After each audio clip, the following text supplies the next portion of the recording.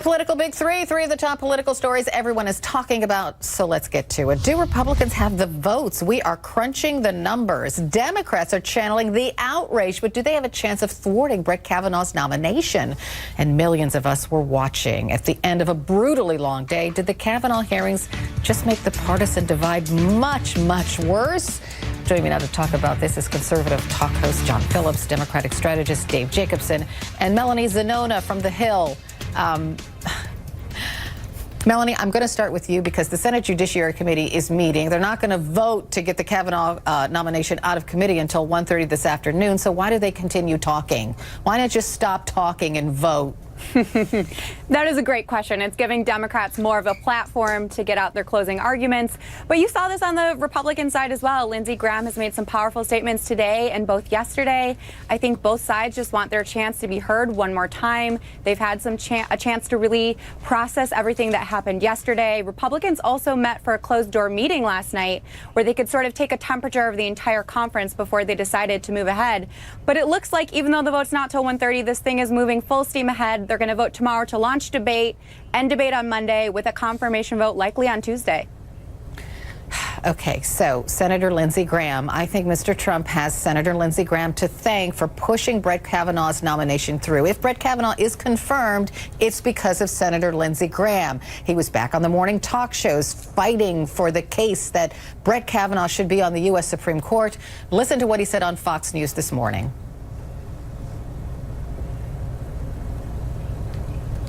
If you legitimize this by voting no, then you're setting up the destruction of all future nominees. You're denying a good man, highly qualified, who's led an incredible life, the chance to serve the country in a position he's eminently qualified for. You're legitimizing the politics of destruction. You are missing a lot if you don't see this as a political hit job. Right. The 5 accusations have all fallen apart. If he has to prove himself innocent, he did for me. So John, is this the Me Too moment for accused men? Is that what this has come down to? Well, I think that he likely will have the votes. I mean, the number of people who watched yesterday's hearings had to be through the roof as all the networks were covering it.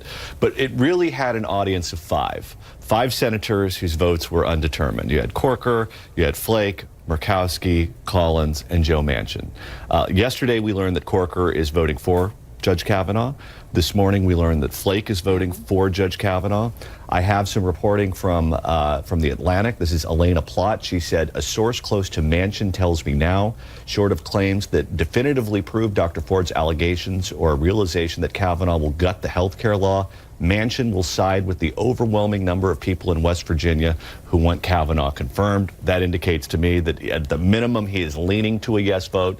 I think this judge is going to be voted through, and I think he'll be the next justice of the Supreme Court. But wait. Joe Donnelly from Indiana will vote against Kavanaugh. We just got that in. Okay. Okay. So it's still sort of iffy right now, They don't need his vote. But they don't need his vote, right? But it's leaning toward confirmation, you know, on that vote that's supposed to be coming on Tuesday at the earliest, right?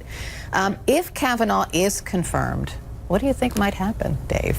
Well, look, I think it's still a jump ball because I think Manchin hasn't come out emphatically saying one way or another which way he's going to vote. And let's not forget, this guy was like the former governor of West Virginia. He could do whatever he wants, and the people will still back him nonetheless in his reelection.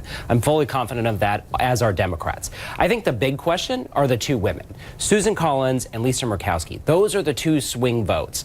And you know, the other thing that I think is telling, we mentioned Lindsey Graham earlier. The American Bar Association fully endorsed Kavanaugh early on in the confirmation process. And Lindsey Graham at the time said that they were the gold standard.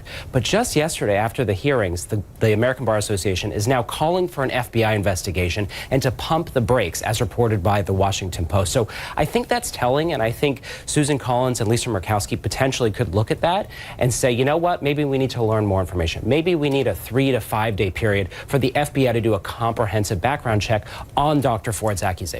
Melanie, do you think that has a snowball's chance of happening? Do I think the vote has a chance of happening? No, that there'll be some kind of investigation, because the American Bar Association came out and said that the FBI should indeed investigate Judge Kavanaugh.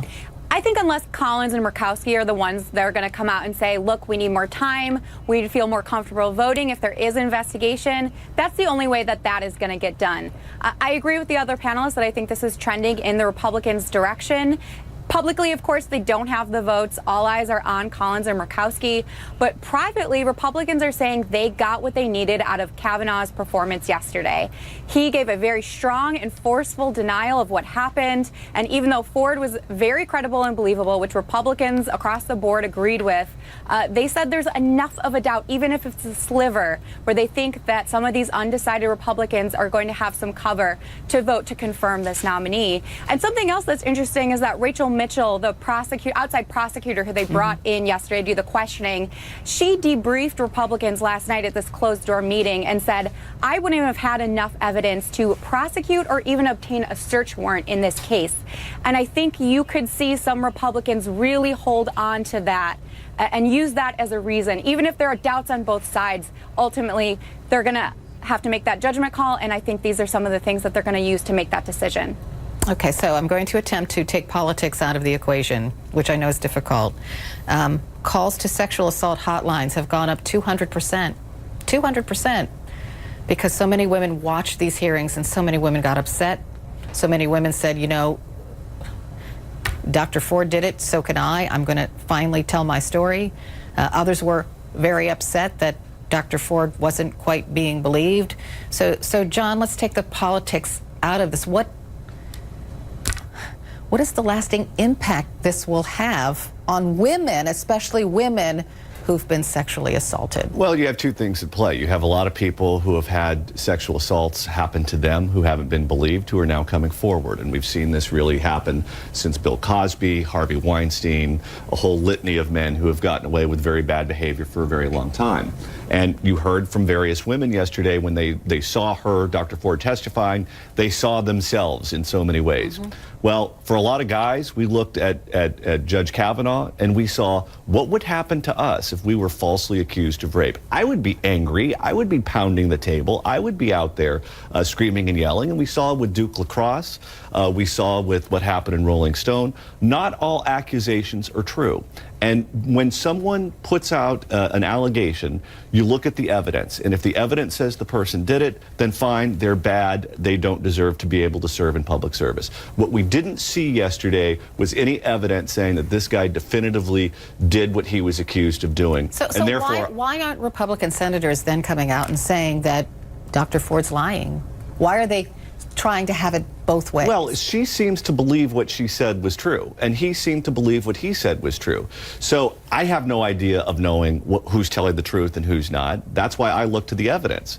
And as the prosecutor yesterday said, there's been no investigation. Well, the FBI doesn't come out with conclusions. The FBI just comes down with this person said this person said that. The people she said were in the room have all come out and said under penalty of perjury that they were not there when this alleged incident happened. Well, John, I'm not convinced that Mark Judge has been questioned in the way that he should, right? The FBI hasn't actually interviewed him. He hasn't said anything under oath. So the dynamic is different. But to your broader point, I think the broader issue is that women are empowered.